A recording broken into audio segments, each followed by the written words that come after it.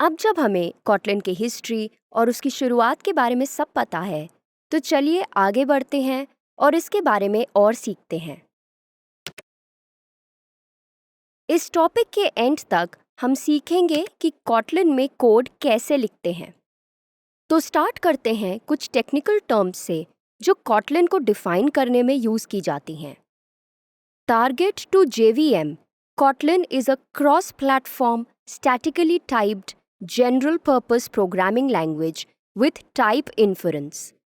Kotlin is designed to interoperate fully with Java, but type inference allows its syntax to be more concise. Kotlin is sponsored by JetBrains and Google through the Kotlin Foundation. ये काफ़ी complicated sentence है और बहुत लोगों को इसमें use हुई सभी टर्म्स समझ नहीं आई होंगी। तो चलिए इस सेंटेंस को डाइसेक्ट करके इसमें यूज़ हुई इम्पोर्टेंट टर्म्स को समझते हैं। These are the terms we will be looking at. तो पहले देखते हैं JVM क्या है।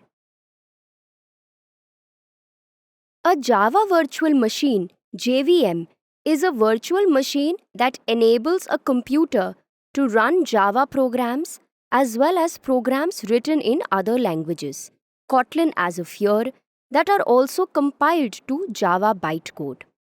तो हम जानते हैं कि कंप्यूटर्स लैंग्वेजेस को ह्यूमंस के कंपैरिजन में अलग तरीके से समझते हैं, राइट?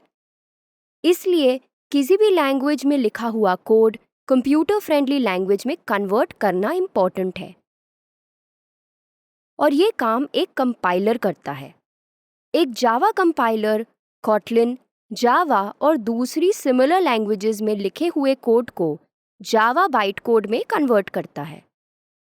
हम जावा कंपाइलर के बारे में और डिटेल में आगे देखेंगे। और JVM वो मशीन है जो जावा कंपाइलर के दिए हुए जावा बाइट कोड को एग्जीक्यूट करती है। तो ये एक वर्चुअल मशीन की तरह है जो हमारी एक्चुअल मशीन जैसे कंप्यूटर या लैपटॉप इनके अंदर रहती है और कॉटलिन के कोड को एग्जीक्यूट करने में हमारी हेल्प करती है। ये फ्लो चार्ट इस प्रोसेस को डिस्क्राइब करता है। चलिए अब नेक्स्ट टर्म को देखते हैं जो है क्रॉस प्लेटफॉर्म। कॉटलिन को एक क्रॉस प्लेटफॉर्म प्रोग्रामिंग लैंग्वेज कहा गया है। इसका मतलब है कि जो कोड कॉटलिन में विंडोज़ के लिए लिखा गया है वो मैक OS और लाइनक्स पे भी एग्जीक्यूट हो सकता है and vice versa.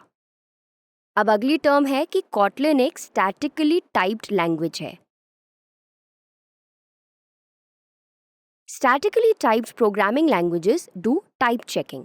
That is, they verify and enforce the constraints of types at compile time.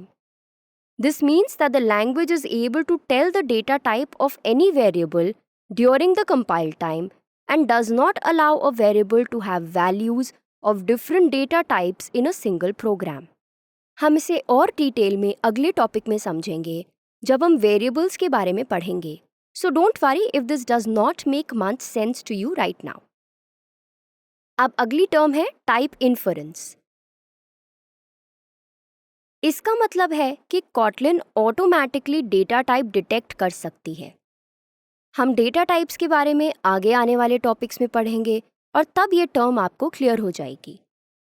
अभी के लिए आपको इतना याद रखने की ज़रूरत है कि कॉटलिन एक स्टैटिकली टाइप्ड प्रोग्रामिंग लैंग्वेज है जिसमें टाइप इन्फरेंस होता है। तो ये था कॉटलिन के की फीचर्स के बारे में। Click next to proceed.